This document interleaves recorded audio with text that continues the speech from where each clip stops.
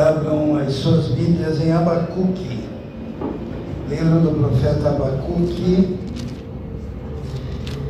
e mantenha aberto esse livro. É um livro bem pequeno, 3 capítulos, e nós vamos ler a princípio.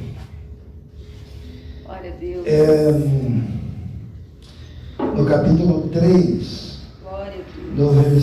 a partir do versículo 17. Abacuque 3, 17. Amém? Amém. Todos encontraram, né? Amém. Muito bem, vamos ler. Diz assim: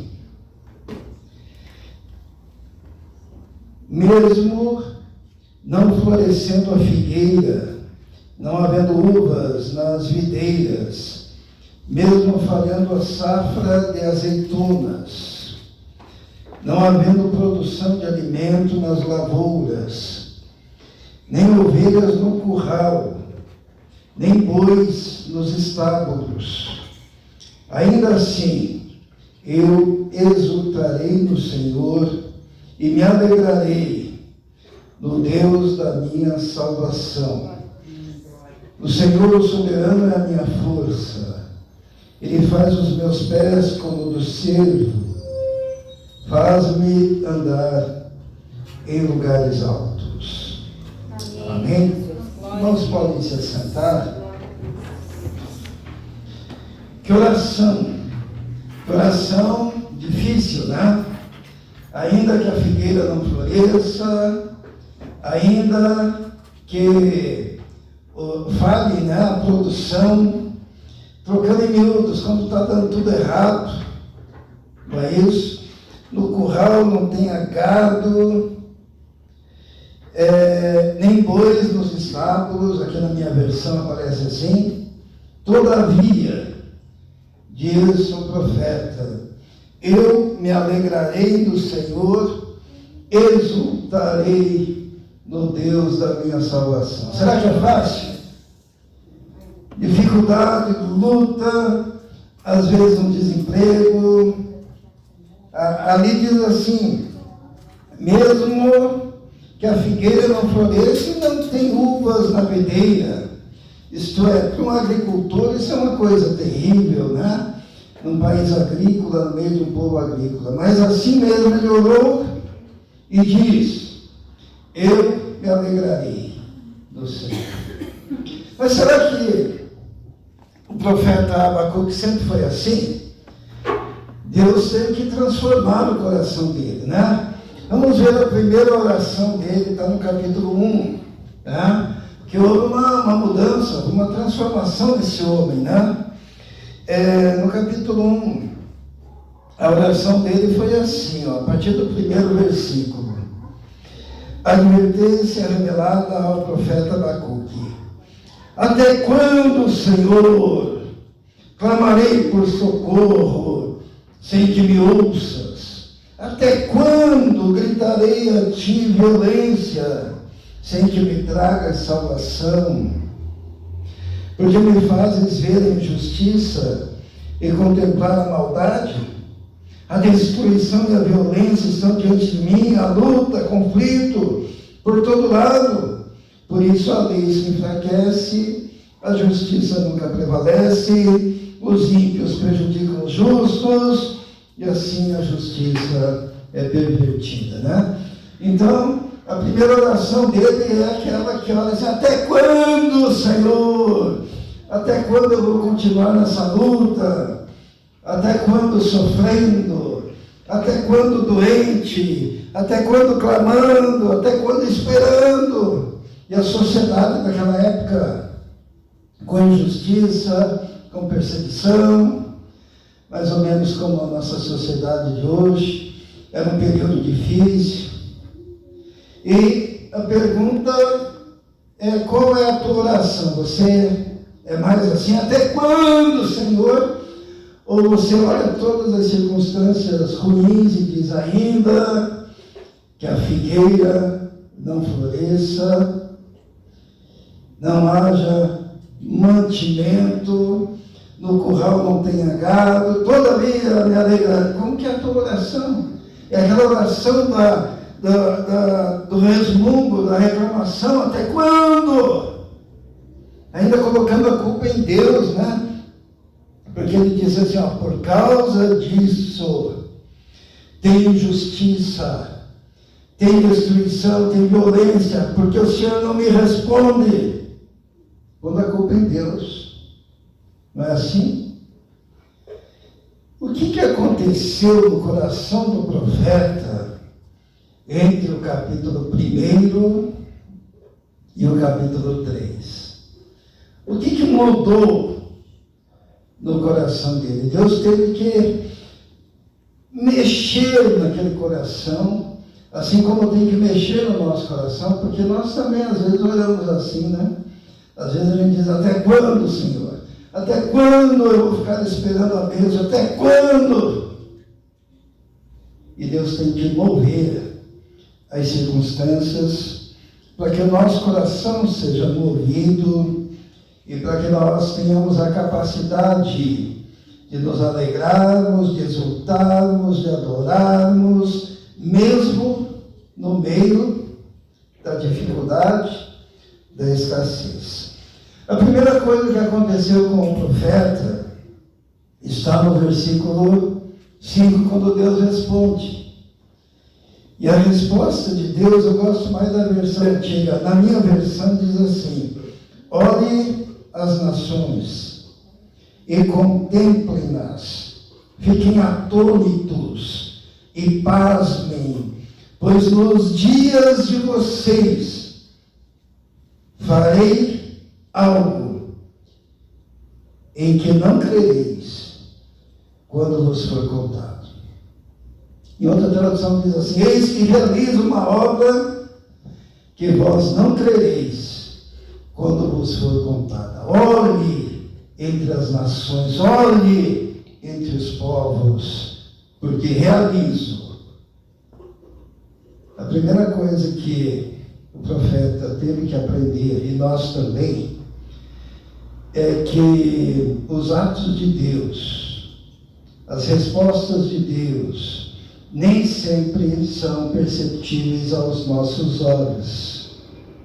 Porque Deus responde ao profeta: você está aí reclamando até quando? Mas eu estou fazendo já uma obra que você nem vai crer quando for contada. Já estou fazendo e você não está enxergando. Porque tem gente que não consegue enxergar o mover de Deus.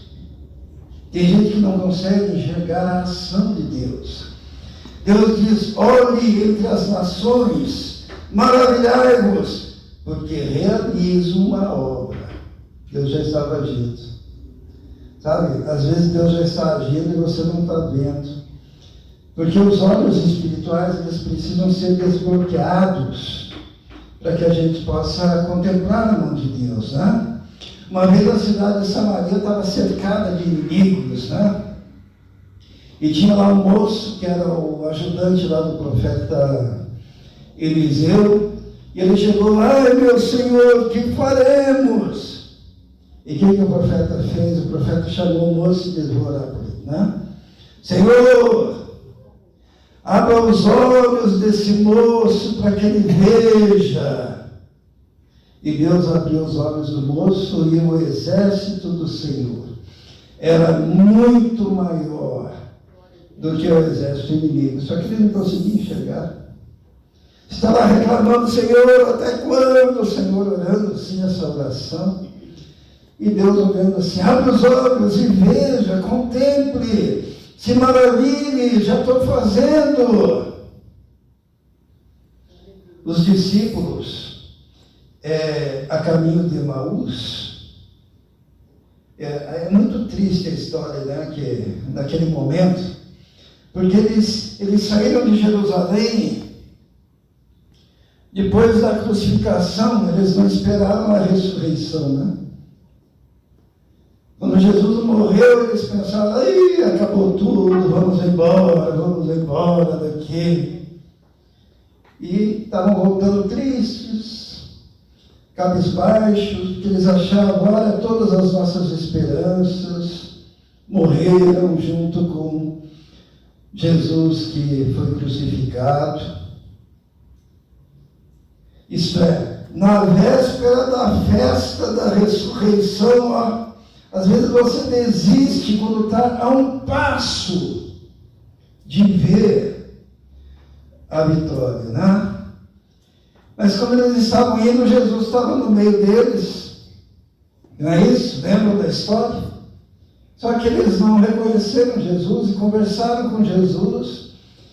E Jesus pergunta: por que vocês estão caminhando tristes assim? Só você é um forasteiro aqui e não sabe o que aconteceu. Eles contam sobre Jesus para Jesus. Tá? E eles vão caminhando até que Jesus abre os olhos deles, se revela a eles enquanto eles partiam o pão. Lembram, né? E daí eles perceberam, sabe?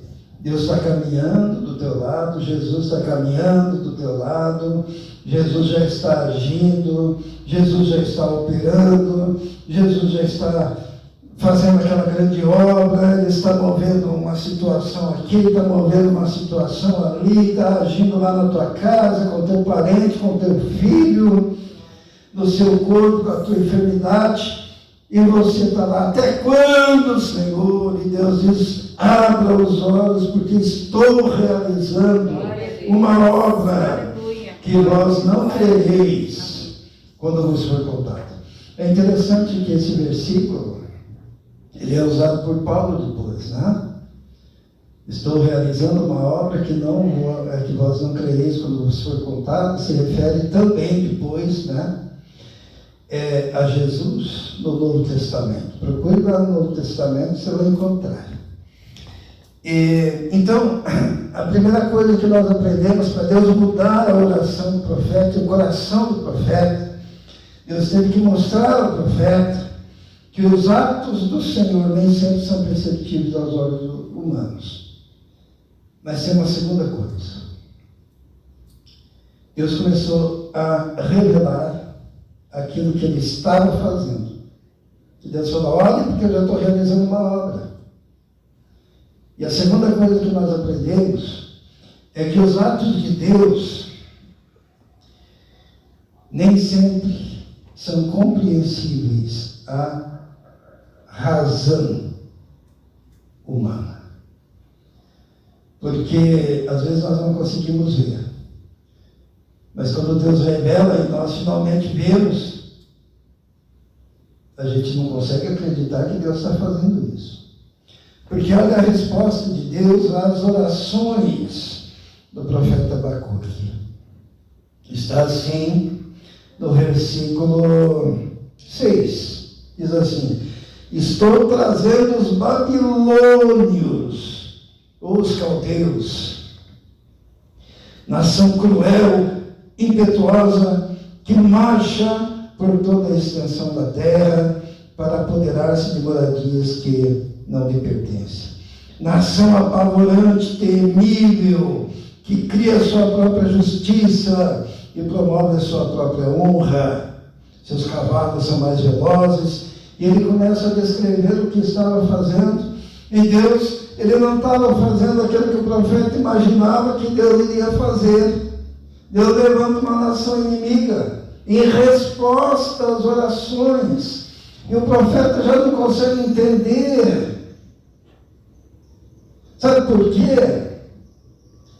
Porque o profeta, e assim nós também, muitas vezes, a gente quer prender Deus dentro da nossa pequena caixinha de capacidade de entender, na nossa caixinha de teologia tão frágil, a tal ponto que quando Deus finalmente, primeiro ele reclama que Deus não está fazendo, aí Deus diz: estou fazendo e vou te dizer o que é. E quando Deus começa a falar o que é, olha só a resposta do profeta para Deus, no versículo 12, ele diz assim: Senhor, Tu não és desde a eternidade, meu Deus, meu santo, nós não morreremos. Senhor, Tu designaste essa nação para executar juízo, ó rocha, determinasse que ela aplicasse o castigo. Teus olhos são tão puros que não suportam ver o mal, não podes tolerar a iniquidade. Então, porque toleras os perversos, porque ficas calado, enquanto os ímpios devoram os que são mais justos do que ele. E depois ele diz assim: tu não farás isso. Está entendendo? Às vezes, para Deus mudar o nosso coração, Ele faz coisas que nós não conseguimos entender. E que a nossa teologia, isto é, o nosso entendimento bíblico, a nossa compreensão, entra em parafuso. A gente diz: Senhor, mas o Senhor é tão puro de olhos, que não podes tolerar o mal. Como é que o Senhor permite que um povo que é mais pecador do que o nosso povo venha até nós para exercer juízo? Não, Senhor, o Senhor não vai fazer isso. É quando Deus nos permite passar por conflitos. Quantos aqui já não fizeram a mesma pergunta do profeta? Senhor, por que o Senhor está permitindo isso? Não foi bem isso que eu pedi. Viver com Deus, irmãos, e viver vida de oração, é viver uma vida de entrega. Tá? No dia que você abre a boca e diz: Senhor, eu sou teu, faça de mim o que tu quiseres. Deus pode te mandar lá para a China evangelizar lá, hein? Deus pode te mandar lá no meio dos índios. Deus pode te mandar ali num lugar perigoso que só tem narcotraficantes. Deus pode te pegar como ovelha e te jogar no meio de lobos. Jesus falou isso. Só que Ele te dá a sustentação. Todos aqui, creio que conhecem a história, né, que esse povo aqui, os babilônios, levaram o povo de Deus para a Babilônia, e esse povo ficou lá 70 anos. E era a resposta de Deus. E lá na Babilônia nós vemos os profetas, lembra lá do Daniel, Sadraque, Mesaque, Abdenego, né? Lembra-se de todos aqueles acontecimentos. Enquanto Daniel estava no palácio, Ezequiel estava no meio do povo, e Jeremias estava anunciando lá em Jerusalém, que foram diversas levas.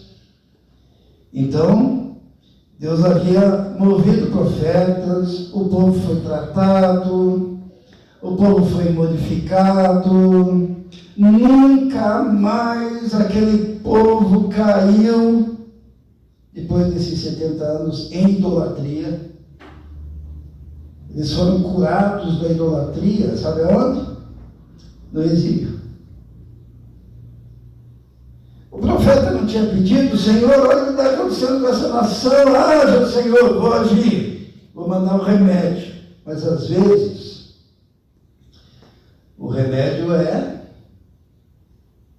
amargo. E você consegue agradecer a Deus pelos caldeus, pelos babilônios, por aquilo que vai te moldar, vai moldar o seu caráter, que vai transformar a sua oração.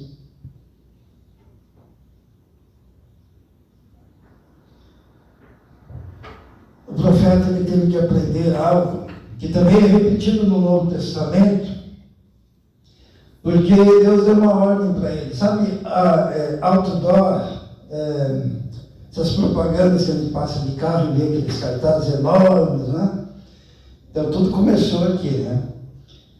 Deus deu uma ordem para o profeta, disse assim: escreve a mensagem, de forma que quem passe a cavalo possa ler. Autor, né? É que Deus é multimídia, né? Deus né? Muito mais do que nós. Essa história de propaganda, né? Que hoje é moderno, Deus já sabia, já fazia, já usava. Tá?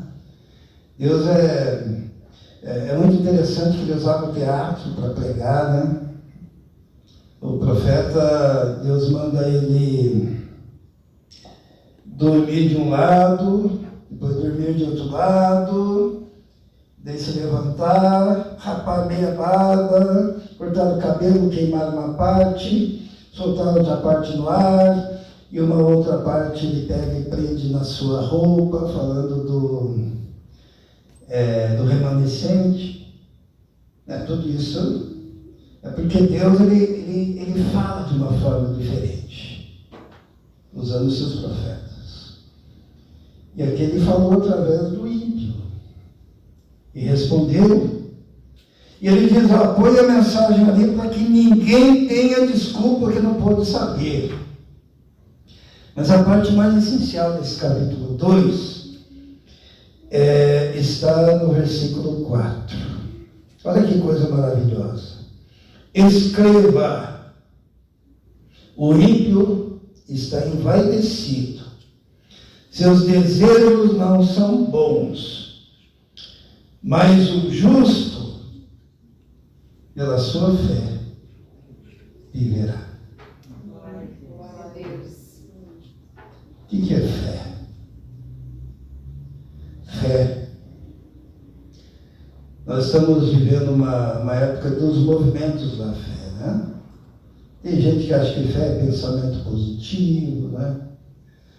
Mas o profeta teve que aprender o que era fé. Sabe o que é fé? Fé é a mais absoluta confiança no caráter de Deus. Quando você sabe quem é Deus, daí você não fica: por que o Senhor está fazendo isso? Porque você confia no caráter de Deus. E pode vir bordoada, pode vir problema, pode vir Babilônia, pode vir caldeu, pode vir enfermidade, pode vir dificuldade, pode vir desemprego. Você diz: Senhor, eu sei em quem tenho crido, eu confio no Senhor, eu sei que o Senhor é santo, eu sei que o Senhor é justo, eu sei que o Senhor é poderoso, eu sei que o Senhor é sabedoria total, plena, absoluta sabedoria. E eu sei que os seus atos são melhores, mesmo que eu não entenda, mesmo que eu não consiga enxergar, mesmo que não caiba dentro da minha teologia, dentro da minha compreensão humana pequena. O justo viverá pela fé. Paulo repete lá em Romanos, tá? Tem algumas coisas desse livro que Paulo repete depois, aplicando-se ao Evangelho e à vida de Jesus. Em decorrência disso, Deus mudou o coração do profeta, e no final do livro ele tem a capacidade de orar e dizer: ainda que a figueira não floresça, ainda que não haja fruto na vide, o produto da oliveira minta, nos currais não haja gado, todavia, isso é fé, eu me alegrarei no Senhor, exultarei no Deus da minha salvação. Ele diz assim: ele faz os meus pés como do cervo, né? Na tradução dos irmãos, ele está como da corça. Porém, Esses dias eu mostrei para uma pessoa, ela ficou admirada, né? Umas cabras em cima de árvore. Já viram? Já viram? Não? E não é montagem, irmãos. Cabra que sobe em cima de árvore. As cabras montesas que elas andam nas encostas das montanhas e nos morros. Esses dias mesmo em São José eu vi algumas nos barrancos assim, eu pensei, se eu tivesse ali eu tinha caído, sabe? Porque elas andam em lugares impossíveis de caminhar, porque elas andam em barrancos, e a impressão que dá é que elas estão contra a lei da gravidade, porque elas conseguem se equilibrar e andam por ali, vai para um lado, vai para o outro. Procurem figuras na internet, os irmãos vão entender. E aqui o profeta está dizendo que ele faz os meus pés como o da corça. É porque se você tiver essa fé, que é a confiança inabalável no caráter de Deus, os seus pés serão firmados, e mesmo que o terreno seja acidentado, você tem que andar aí na beira dos barrancos, mas você mantém a postura, você se mantém equilibrado, você se mantém feliz, você exulta diante do Senhor, porque Ele honra aquele que se aproxima dele com essa fé, essa confiança no seu caráter. Encerrando, a gente tem falado de avivamento, né? E avivamento é isso daqui, está no capítulo 3, no versículo, a partir do primeiro versículo. Oração do profeta Abacuque, uma confissão. Senhor, ouvi falar da tua fama, tremo diante dos teus atos. Realiza de novo em nossa época as mesmas obras, faz-as conhecidas em nosso tempo. Em tua ira, lembra-te da misericórdia. Alguém tem a tradução aí? Aviva, Senhor, a tua obra no meio dos anos. Essa tradução eu prefiro, tá? Mas a ideia aqui é que, ouvindo-se falar da fama do Senhor, agindo na adversidade, e o povo de Deus firme na fé, no meio de terremotos, avalanches e tempestades. Esse é o testemunho da grandeza de Deus. E daí não tem como segurar o mover de Deus, do Espírito Santo de Deus. O profeta ele teve essa ânsia por esse avivamento. Quando o coração dele percebeu que nem sempre nós conseguimos enxergar, mas a gente pode ter certeza que Deus está agindo. Nem sempre nós podemos entender, mas nós podemos ter a certeza que a sabedoria de Deus é superior a nós. A teologia de Deus, é esquisito falar isso, né? Isto é, a explicação dele de si mesmo é superior à nossa capacidade pequena de compreender. E a alteração que ele faz no coração, às vezes difícil, mas firma os nossos pés, como da corça. Amém? Deus abençoe os irmãos.